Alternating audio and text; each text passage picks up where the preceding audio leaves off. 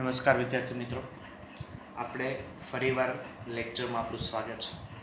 આપણે ગયો લેક્ચર આણ્વિકતા છેલ્લે પૂરી કરેલી, બરોબર છે. આ લેક્ચરમાં આપણે એક આણ્વિકતા અને દ્વિઆણ્વિકતા વિશે જોયેલું. આજે આપણે આ લેક્ચરમાં જોવાનું છે ત્રિઆણ્વિક. બરોબર છે. ત્રિઆણ્વિક કોને કહેવાય? કે જે પ્રક્રિયા કરતા પ્રક્રિયક જો 3 હોય તો તેની ત્રિઆણ્વિકતા કહેવાય. એટલે મીન્સ કે પ્રક્રિયકો જો કેટલા હોય, પ્રક્રિયકો 3 હોય, ધેટ મીન્સ ત્રિઆણ્વિક. આપણે જોયું આગળ કે 2 હોય તો એક દ્વિઆણ્વીય, 1 હોય તો એક આણ્વીય. હવે અહીંયા 2NO છે પ્લસ એની પ્રક્રિયા ઓક્સિજન સાથે કરીએ છીએ એટલે ઇટ્સ ગીવ, એ તમને શું આપે છે સર? એ અમને આપે છે 2NO2. ધેટ મીન્સ આ ત્રિઆણ્વિક, કારણ કે અહીંયા 2 મોલ 2NO છે અને અહીંયા O2 છે, એટલે ત્રિઆણ્વિક પ્રક્રિયા થઈ. હવે હું એ લઉં 2FeCl3 પ્લસ SnCl2, એટલે SnCl2 નો 1 મોલ છે અને FeCl3 ના 2 મોલ છે, એટલે ધેટ મીન્સ 3 અણુ થયા કુલ, અને એની વચ્ચે રિએક્શન થઈને FeCl2 પ્લસ SnCl2. ઓકે, તેની એક ધ્યાન આપજો કે હવે તમે કદાચ પ્રક્રિયા ક્રમ કે આવી પ્રક્રિયામાં, તો આ પોઈન્ટ યાદ રાખજો, ખૂબ જ ઉપયોગી છે. નોટ શું છે? નોટ કે તેની આણ્વિકતા જ તેનો પ્રક્રિયાક્રમ છે.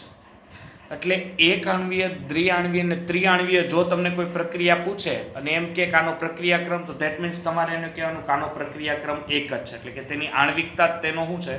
પ્રક્રિયાક્રમ છે. હવે જો 3 કરતા વધારે હોય આણ્વિકતા, કેવી હોય? 3 કરતા વધારે હોય, વધુ આણ્વિકતા હોય, ત્યારે આ પ્રક્રિયા કેવી થઈ જાય ખબર? ખૂબ ધીમી.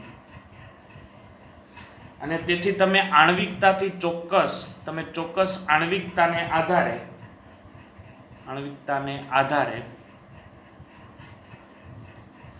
ચોક્કસ પ્રક્રિયાક્રમ મળતો નથી. ધ્યાન આપજો, 3 સુધી પ્રક્રિયા હોય તો તમે એની આણ્વિકતા ખૂબ જ તમે આરામથી કહી શકો, જી સર એની આણ્વિકતા છે ને, એ જ એનો પ્રક્રિયાક્રમ છે. પણ જો 3 થી વધારે આણ્વિકતા વધે, ઉદાહરણ આપું, KClO3 plus 6 time FeSO4 plus 3 time H2SO4, it's give KCl plus 3 time Fe2SO4 twice plus 3 time H2. ચાલો, હવે તમે અહીંયા જોઈ શકો છો 6 અને 3 9, 9 ને 1 આમૂલ 10, એટલે કુલ આ 10 છે. તો આની આણ્વિકતા 10 થઈ, તો એનો પ્રક્રિયાક્રમ 10 હોય નહીં. કેમ? જેમ આણ્વિકતા વધે એમ પ્રક્રિયા કેવી થઈ જાય? ખૂબ ધીમી. અને પ્રક્રિયા જો ખૂબ ધીમી થઈ જાય, ધેટ મીન્સ તમે એનો પ્રક્રિયાક્રમ, કયા ક્રમની પ્રક્રિયા છે એ તમે કહી શકો નહીં. બરોબર છે. હવે જો 1 થી વધુ તબક્કામાં પ્રક્રિયા થાય ત્યારે હંમેશા ધીમો તબક્કો એ જ વેગ નિર્ણાયક તબક્કો હોય. એક પોઈન્ટ યાદ રાખજો, જ્યારે પ્રક્રિયા 1 થી વધુ તબક્કામાં થતી હોય ત્યારે ધીમો તબક્કો તેનો વેગ નિર્ણાયક તબક્કો હોય છે.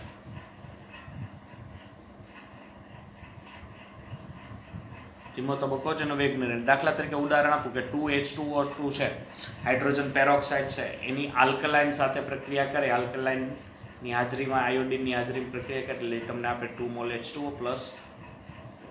રેડી?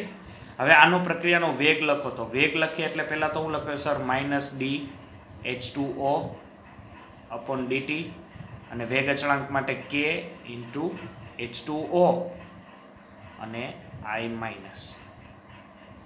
ઓકે, ચાલો, H2O2 ના સંદર્ભમાં અહીંયા H2O2 આવશે. H2O2 ના સંદર્ભમાં પ્રક્રિયાક્રમ કેટલો છે? 1.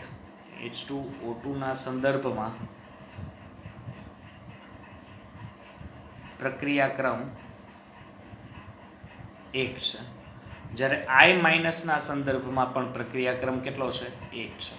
બરોબર. હવે તમે એમ કહેશો સર અહીંયા તો આ દ્વિઆણ્વિક ન થયું કારણ કે અહીંયા 2 છે, પહેલી વસ્તુ હજી તમારે યાદ રાખવું છે કે પ્રક્રિયાક્રમ એનું પ્રાયોગિક મૂલ્ય કે સૈદ્ધાંતિક મૂલ્ય હોઈ શકે, બરોબર છે, કે તમને કોઈ નિશ્ચિત નથી. હવે કુલ પ્રક્રિયાનો ક્રમ તો એક આનો અને એક આનો, એટલે કુલ પ્રક્રિયાક્રમ છે, કુલ પ્રક્રિયાક્રમ 2, કારણ કે 1 + 1 2, એટલે તમારી આણ્વિકતા કેટલી હતી 2, એટલે તમારી આણ્વિકતાને આધારે તમને પ્રક્રિયાક્રમ મળી ગયો. ક્લિયર છે? હવે જો પ્રથમ તબક્કો આ પ્રક્રિયા કઈ થાય કે H2O2 લે, એ પહેલા કોની સાથે પ્રક્રિયા કરે, આયોડિન સાથે પ્રક્રિયા કરે, એટલે ઇટ્સ ગીવ H2O + IO-. આ પ્રક્રિયાનો તબક્કો ધીમો તબક્કો હોય, બરોબર છે. હવે ફરીથી હું વધ્યું છે કે પાછું H2O2, તમે H2O2 ના કેટલા મોલ લીધા હતા 2, ફરીથી H2O2 છે એ IO- સાથે પ્રક્રિયા કરશે, એટલે IO- it's give H2O + I2 + O2, અને આ પ્રક્રિયા ઝડપી છે. કેવી છે? ઝડપી. એટલે તમારી જો આ ધીમો તબક્કો છે ને એ વેગ નિર્ણાયક તબક્કો તરીકે વર્તાય છે. કયા તરીકે? વેગ નિર્ણાયક તરીકે ધીમો તબક્કો વર્તી શકાય છે. એટલે આણ્વિકતા વિશેની આ થોડીક માહિતી હતી. હવેની જે થિયરી છે વિદ્યાર્થી મિત્રો, આ જે થિયરી છે એના ઉપર મેન વધારેમાં વધારે જો ગતિકીમાં દાખલા પૂછાતા હોય તો આ થિયરીમાંથી પૂછાય છે. એ છે અલગ અલગ ક્રમની જે પ્રક્રિયા છે એ જોવાની છે. એમાં જે પ્રથમ છે એ છે શૂન્ય ક્રમની પ્રક્રિયા. કઈ? શૂન્ય ક્રમની પ્રક્રિયા. ચાલો ધ્યાન આપજો, શૂન્ય ક્રમની પ્રક્રિયા. હવે શૂન્ય ક્રમની પ્રક્રિયા આપણે શું જોવાનું છે કે સાંદ્રતા વિરુદ્ધ વેગ જોઈએ આપણે. તો એક વસ્તુ યાદ રાખજો, જો હું સાંદ્રતામાં ફેરફાર કરું, કોઈ પણ દ્રાવણ હોય એની સાંદ્રતામાં જો હું ફેરફાર કરું તો ઓબ્વિયસલી એનો વેગ છે એમાં કોઈ ફેરફાર નહીં થાય. એનો વેગ કેવો રહેશે? અચળ રહેશે. ધેટ મીન્સ આ શૂન્ય ક્રમની પ્રક્રિયા કહેવાય. ધ્યાન આપજો, શૂન્ય ક્રમની પ્રક્રિયા ક્યારે કહેવાય કે જ્યારે હું એની સાંદ્રતામાં ફેરફાર કરું, સાંદ્રતા વધારું ઘટાડું, પણ તેનો વેગ અચળ રહેતો હોય. ધેટ મીન્સ તમારે શું સમજવાનું કે આ શૂન્ય ક્રમની પ્રક્રિયા થતી હશે. હવે દાખલા તરીકે આપણને ખબર છે રિએક્ટન્ટ ટુ પ્રોડક્ટ. ઓકે, આપણે વેગ લખવાનો થાય, વેગ અને પ્રક્રિયાનો દર, તો -dr/dt = K × R. હવે અહીંયા R છે, રિએક્ટન્સ છે. રિએક્ટન્ટ હવે હું અહીંયા 0 લખી શકું, કારણ કે આ કયા ક્રમની પ્રક્રિયા છે? શૂન્ય ક્રમની પ્રક્રિયા છે. તો મેં ત્યાં હું લખી દીધું 0. અને કોઈ પણની જો એક ઘાત હોય, એટલે પેલા હું એક અહીંયા તમને લાઈન લખી દઉં કે જે પ્રક્રિયા, ધ્યાન આપજો, જે પ્રક્રિયામાં પ્રક્રિયાનો વેગ એ પ્રક્રિયકની શૂન્ય ઘાતાંકના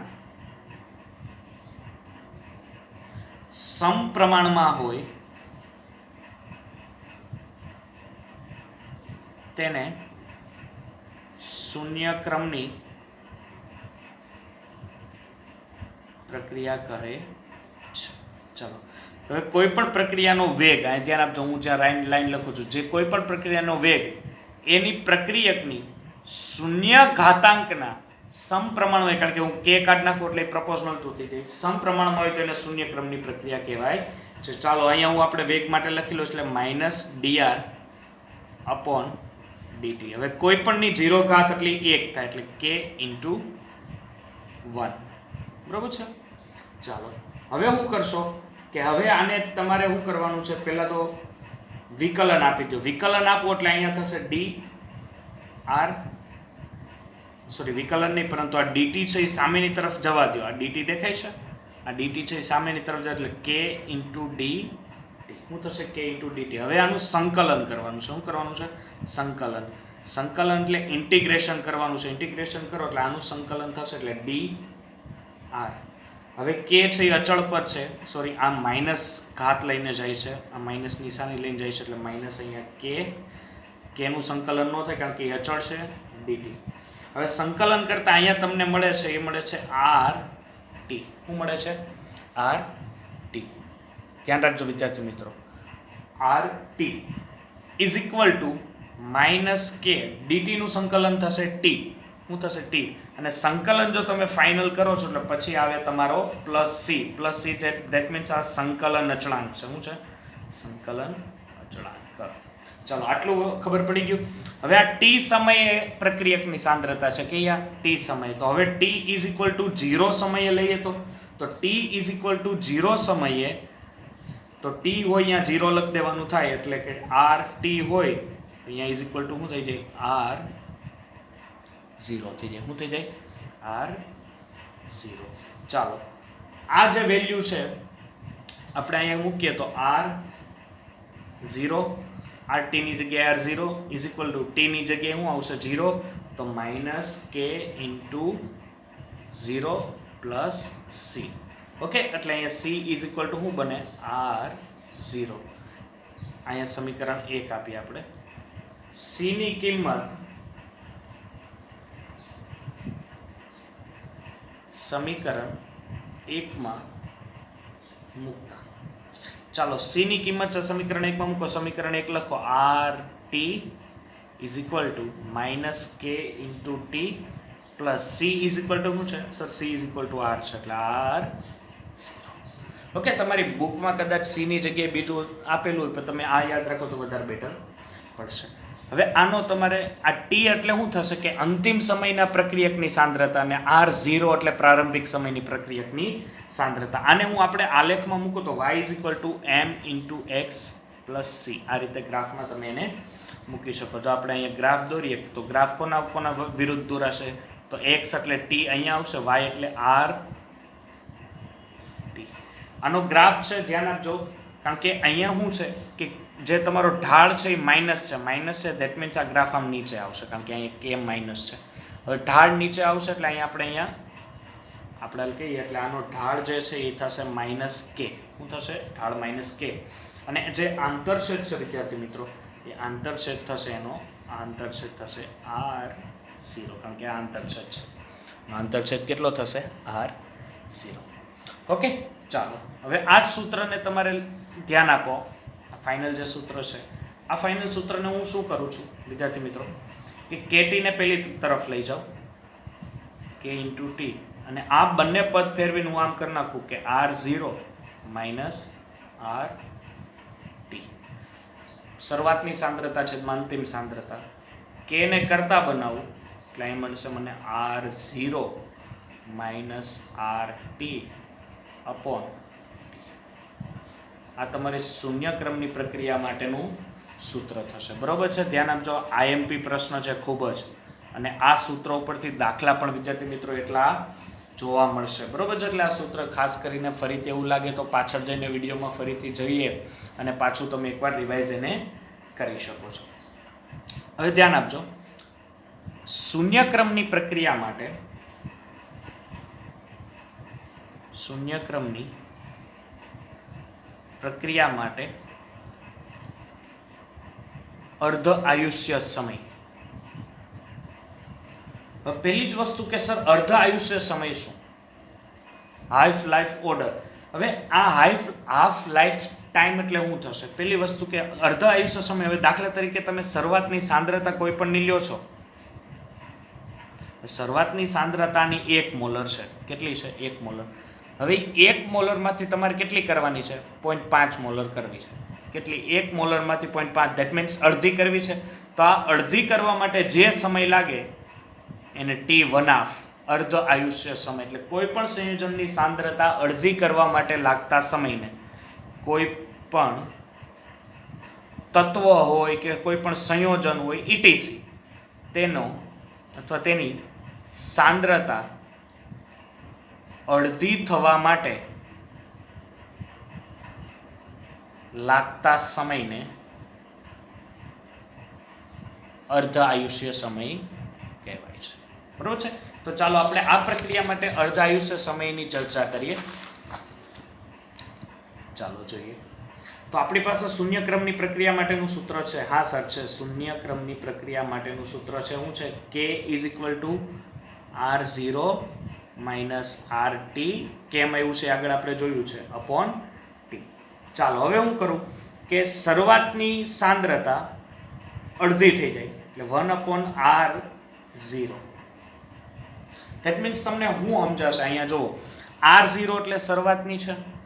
શરૂઆતની સાંદ્રતા પછી કેવી થઈ જાય છે? અડધી થઈ જાય છે એટલે RT is equal to 1/R0 થાય. હજી એકવાર સમજો કે હું અહીંયા તમને સમજાવું કે શરૂઆતમાં R0 છે. ત્યાંથી કેટલી કરવાની છે? અડધી. એટલે R0 ના અડધા થાય ત્યારે RT મળે ને. હે જો તો આ 1 છે અહીંયા આપણે આને લઈ 0.5 થાય એટલે આના અડધા થયા ને, તો આને હું 1/2 કરી શકું. R0 ના અડધા એટલે RT થાય. ઓકે, જો તમારે સમજવાનું ખાસ છે ભેજામાં ઉતારવાનું કે શરૂઆતમાં 1 હતી, પછી RT એટલે અડધી, આ શરૂઆતની સાંદ્રતા પછી અડધી, એટલે આને અડધા આયુષ્ય સમય કે T1/2. ધેટ મીન્સ એને હું કહી શકું કે RT છે એ R0 ના અડધા છે. સમજશે? RT છે RT પછીની સાંદ્રતા છે એ R0 કરતાં અડધી છે, એટલે RT છે એ R0 ના અડધા છે, એટલે R0 RT is equal to 1/2 R0 થશે. ચાલો RT નું મૂલ્ય છે અહીંયા મૂકી દો, તો K ઇઝ ઇક્વલ ટુ અહીંયા R0. ચાલો અહીંયા હું મૂકશો તમે 1/R0, કારણ કે RT ના સ્થાને તમારે મૂકવાનું થશે 1/R0 અપોન K.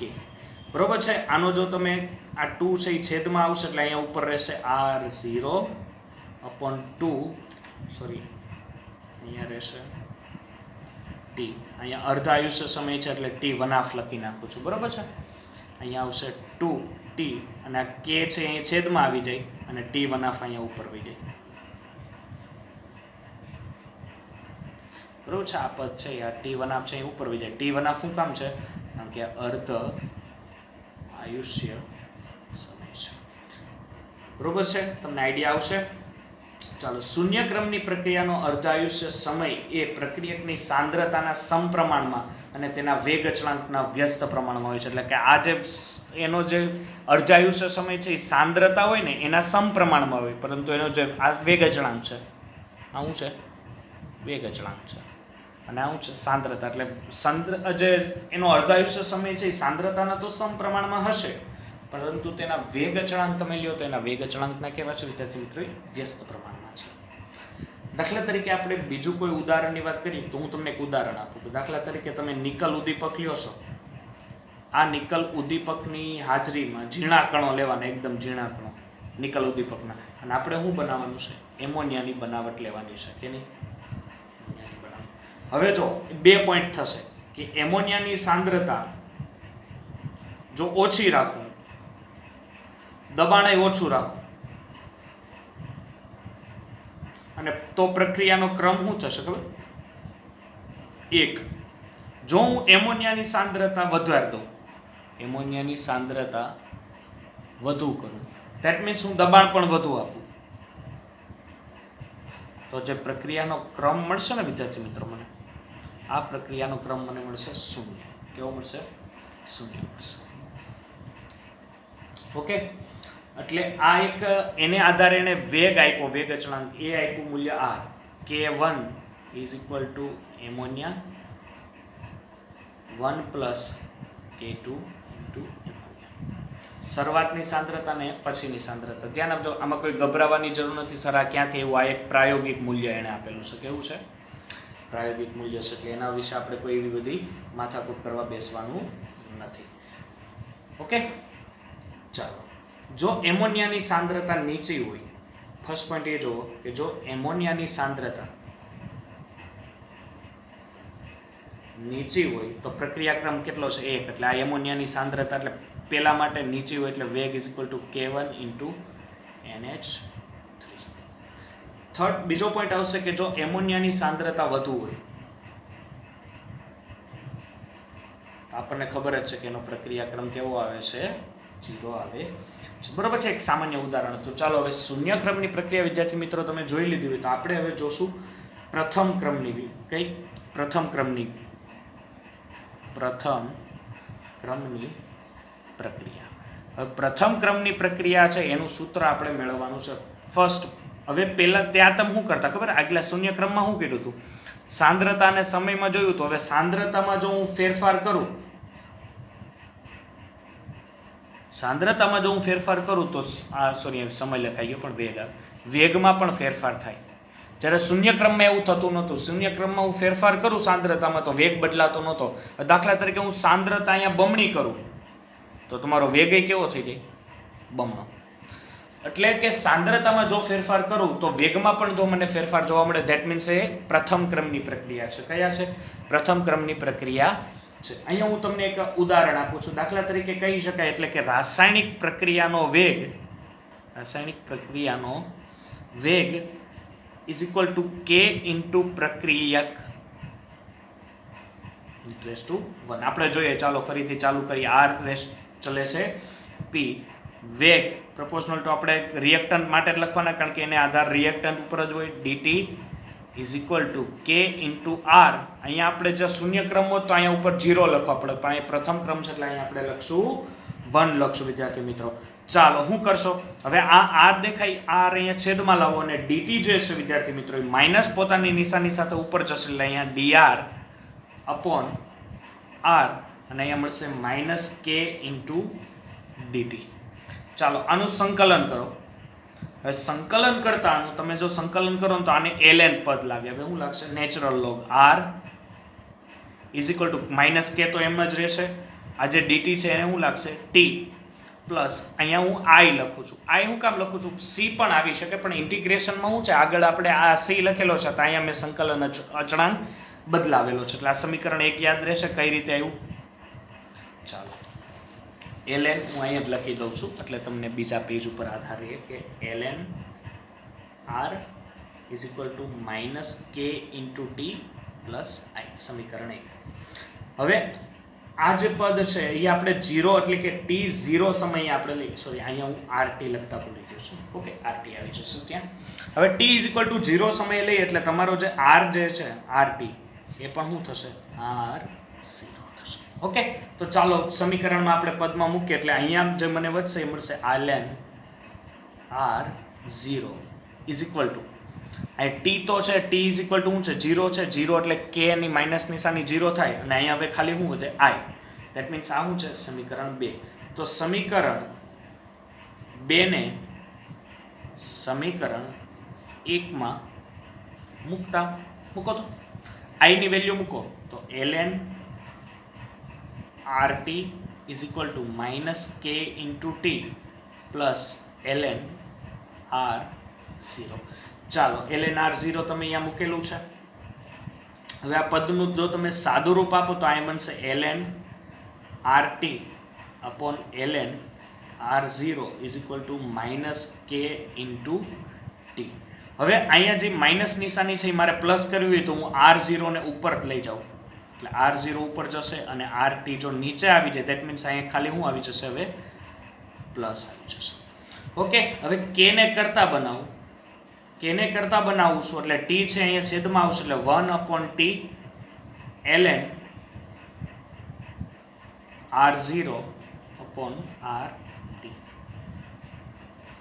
આ શૂન્ય ક્રમની પ્રક્રિયા માટેનું સૂત્ર થઈ ગયું. બરોબર છે? કેના માટે? શૂન્ય ક્રમની પ્રક્રિયા તમે જો લ્યો છો એના માટેનું આ સૂત્ર તમારી થઈ ગયું. હવે શું કરશો તમે?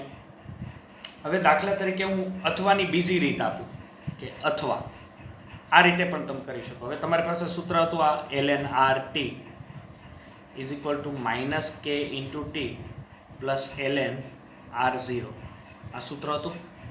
હવે હું કરું કે હવે t1 સમયે લઉં. ક્યારે? t1 સમયે. હવે t1 સમય લઉં એટલે હું અહીંયા લઉં ln r1 is equal to minus k into t1 plus ln r0. એ તમારે તો કોઈ ચેન્જ નહીં થાય, એ તો એમને રહેશે. ચાલો સેકન્ડ પોઈન્ટ હું લઉં છું કે હું હવે લઉં t2 સમયે. બે અલગ અલગ સમીકરણ લઉં છું. સમીકરણ આ એક અને બીજું સમય ln તો અહીંયા આવશે હવે હું r2 આવશે. શું આવશે? r2 is equal to minus k into t2 plus ln r0 સમીકરણ 2. તો અહીંયા હું લખું કે સમીકરણ 1 અને સમીકરણ 2 એટલે કે સમીકરણ 1 માંથી સમીકરણ 2 ને બાદબાકી કરવાની છે. સમીકરણ 1 માંથી 2 ને બાદ કરો એ તમારા ઉપર મૂકું છું. ડાયરેક્ટ અહીંયા લખું છું ln r1 upon r2 is equal to minus k t1 minus k t2. બરોબર છે? આ રીતના મળશે. હવે તમે શું કરશો કે ભાઈ t1 છે t2 માઇનસ t1 કરી નાખો એટલે મને એ પદ મળી જાય માઇનસ t2 માઇનસ t1 એટલે માઇનસની નિશાની મારે સચવાઈ ગઈ અપોન અહીંયા ln r1 અપોન r2. કેને કરતા બનાવું એટલે t2 માઇનસ t1 છે એ છેદમાં આવશે કારણ કે અહીંયા ગુણાકારમાં છે, આ બાજુ આવે તો ભાગાકારમાં. t2 minus t1 ln r1 ના છેદમાં r2 શરૂઆતના છેદમાં આપણે તમે ખાલી અહીંયા 0 ને t લખતા એટલે શરૂઆતથી અંત લખતા, અહીંયા એમ જ થયું 1 થી 2 અને અહીંયા ખાલી t છે એની જગ્યાએ શું આવી ગયું t2 માઇનસ t1. હવે જે આ તમારી પાસે સમીકરણ છે એનો તમારે ગ્રાફ મેળવવાનો છે. તો હું ગ્રાફ માટે અહીંયા એક વસ્તુ લખી દઉં છું. અહીંયા તમને ગ્રાફ હું બતાવું કે ln r t is equal to minus k into t plus ln r c. Okay, y is equal to m into x plus. Okay, ચાલો અહીંયા હું ગ્રાફ તમે દોરું છું. તો અહીંયા y શું થશે ln rt, x શું છે t છે. ચાલો તમારો ઢાળ છે એ માઇનસ આવશે કારણ કે k નું મૂલ્ય માઇનસ છે. ધેટ મીન્સ તમારો ગ્રાફ આ રીતનો આવશે. આ રીતનો ગ્રાફ આવે એટલે આ જે તમારો છે એ ઢાળ છે, આ ઢાળ આવશે એ માઇનસ k, સ્લોપ તમારો માઇનસ k. આંતરછેદ જે આંતરછેદ એટલે ln r 0 તમારો શું આવશે આંતરછેદ આવશે. હવે વિદ્યાર્થી મિત્રો આ લોકો પાછો આપણને બીજો ગ્રાફ આપ્યો છે. તો બીજો ગ્રાફ કેવો છે એના વિશે આપણે જોઈએ, થોડીક માહિતી મેળવીએ. બરાબર છે. બીજો ગ્રાફ કંઈક આ રીતનો છે. જોઈએ કે લોકોએ આ બીજું સૂત્ર લીધું છે ln r0 જે આપણે ખાલી બનાવેલું r k into t, આ સૂત્ર આપણી પાસે હતું આગળ જ મેળવ્યું. ઓકે, હવે એ લોકો શું કહેશે કે જે આ ln છે એને લોગમાં ફેરવે છે. હવે ln ને લોગમાં ફેરવે એટલે નેચરલ લોગમાં જ્યારે ફેરવે, નેચરલ લોગમાં ફેરવે એટલે log r0 upon r k 2.303 into t plus c. કેમ સર આવી રીતના કર્યું? જો આ પદ કઈ રીતે આપ્યું ને હું તમને સમજાવું. નેચરલ લોગ કરે એટલે 2.303 log base 10 r0 છેદમાં r into k into t plus 0. બરોબર છે. પણ આ 2.303 છે એ અહીંયા ગુણાકારમાં હતા એટલે અહીંયા ભાગાકારમાં લઈ લીધા છે. બરોબર છે. એટલે એટલું જ કર્યું છે આ બેઝ 10. તો આ y ઇઝ ઇક્વલ ટુ આ m into x plus c. બરોબર છે. c એટલે 0. હવે કાંઈ નથી એટલે આપણે અહીંયા 0 મૂકવું પડશે. હવે અહીંયા પોઈન્ટ આઉટ શું કરવાનું છે તો તમે જોશો અહીંયા સર હું ગ્રાફ દોરું. બરોબર, નો ડાઉટ. ચાલો ગ્રાફ દોરું. તો y ઉપર શું છે? y ઉપર છે log base 10 r0 ના છેદમાં r. x ઉપર શું છે સર? x ઉપર છે t છે. શું છે? x ઉપર t છે. હવે પોઈન્ટ આઉટ કરશે કે મારો ગ્રાફ ઉપર જ જવો જોઈએ કારણ કે અહીંયા માઇનસ નિશાની નથી. માઇનસ નિશાની હોય તો સ્લોપ નીચે આવે, માઇનસ નિશાની નથી ધેટ પોઈન્ટ. હવે મારે ગ્રાફ ચાલુ ક્યાંથી કરવો? ધેટ મીન્સ અહીંયા તમને આંતરછેદ ઉપર ખબર પડી જાય. આંતરછેદ તમારો 0 છે એટલે ગ્રાફ અહીંથી જ ચાલુ થાય. અને આ તમારો જે સ્લોપ છે, ઢાળ છે, ધેટ મીન્સ અહીંયા ઢાળ આવશે. ઢાળ છે k upon 2.303. ધેટ મીન્સ આ તમારો ગ્રાફ છે એ ફિનિશ છે. ક્લિયર છે? એટલે એકદમ સરળ ગ્રાફ છે, તમે જોઈ શકો છો. હવે તમે અહીંયા એક બીજું સૂત્ર પણ તમે મેળવી શકો, પણ એની આપણે માહિતી હમણાં થોડી વાર પછી મેળવીએ. તો એ પહેલાં થોડીક માહિતી અહીંયા લઈ લઈએ કે પ્રથમ ક્રમની પ્રક્રિયા માટે અર્ધ આયુષ્ય સમય. કેના માટે? પ્રથમ ક્રમની પ્રક્રિયા માટે અર્ધ આયુષ્ય સમય. હવે જો આપણી પાસે સૂત્ર હતું k is equal to 1 upon t ln r0 upon r. ચાલો હવે ln છે એને log base 10 માં ફેરવું એટલે 2.303 અહીંયા ઉપર t log base 10 r0 ના છેદમાં r અથવા rt તમે લઈ શકો છો. ઓકે, આ નેચરલ લોગ છે એને તમે log base 10 માં ફેરવો એટલે 2.303 મૂકવા પડે. બરોબર છે. r0 થશે એટલે મૂળ સાંદ્રતા અને અહીંયા પછી છે એ આવશે છેલ્લી સાંદ્રતા એટલે મૂસાના છેદમાં છેસા. એટલે મૂસાના છેદમાં છેસા યાદ રાખજો. મૂળ સાંદ્રતાના છેદમાં છેલ્લી સાંદ્રતા. હવે અહીંયા શું કરું છું વિદ્યાર્થી મિત્રો? આપણને ખબર છે કે ભાઈ rt that means rt is equal to 1 upon r0 કારણ કે શરૂઆતની સાંદ્રતા કરતાં અંતિમ સાંદ્રતા અડધી હોય એટલે t is equal to t 1/2 થઈ જાય. તો અહીંયા સૂત્રમાં મૂકું k is equal to 2.303 t 1/2. rt ની જગ્યાએ શું મૂકવાનું થશે? અહીંયા સોરી log rt ની જગ્યાએ શું મૂકવાનું થશે વિદ્યાર્થી મિત્રો? ફરીથી સર rt ની જગ્યાએ મૂકવાનું થશે અમારે 1 upon 2 r0 કેન્સલ, છેદનો છેદ અંશમાં એટલે k is equal to 2.303 log 2 છેદમાં T1/2 log 2 નો કેટલો થશે 0.3010 રેડી એટલે અહીંયા મળશે k = 2.303 log 2 થશે 0.3010 ના છેદમાં T1/2 ને આ બાજુ કરતા બનાવું એટલે અહીંયા મળશે upon 2.303 ગુણ્યા 0.3010 ના છેદમાં k અને આની ગણતરી કરો એટલે T1/2 તમને અહીંયાથી મળશે 0.693 k બરોબર છે આ હું આવ્યો તમારે પ્રથમ ક્રમની પ્રક્રિયા માટેનો અર્ધ આયુષ્ય સમય તો જેટલા મેં સૂત્ર રાઉન્ડ કરેલા છે એ સૂત્ર તમે એકવાર ફરીથી રિવાઇઝ કરી લેજો આ સૂત્ર રિવાઇઝ કરી લેશો એટલે તમારા માટે ખૂબ જ ઉપયોગી થશે અને આવતા લેક્ચરમાં આપણે આના દાખલા વિશે માહિતી મેળવશું આ જે વિડીયો લેક્ચરમાં છે જે મેં સૂત્ર રાઉન્ડ કરેલા છે બધા જ સૂત્ર તમારા માટે ખૂબ જ ઇમ્પોર્ટન્ટ થશે આપણે આ સૂત્ર પણ તમે પ્રથમ ક્રમની પ્રક્રિયા માટે લઈ લીધું છે શૂન્ય ક્રમની પ્રક્રિયા માટે પણ આ સૂત્ર તમે નોટ ડાઉન કરી શકો છો પછી આ સૂત્ર છે બરોબર છે બધા સૂત્ર તમે રિવાઇઝ એકવાર કરી લેજો એટલે આપણે આવતા લેક્ચરમાં આના વધારે દાખલા ગણશું ને એટલે આપણે દાખલા ઉપરથી તમને વધારે આઈડિયા આવશે આ ચેપ્ટરનો કે કેટલું હાર્ડ છે કે કેટલું ઇઝી છે ત્યાં સુધી આપણે ફરીથી મળીએ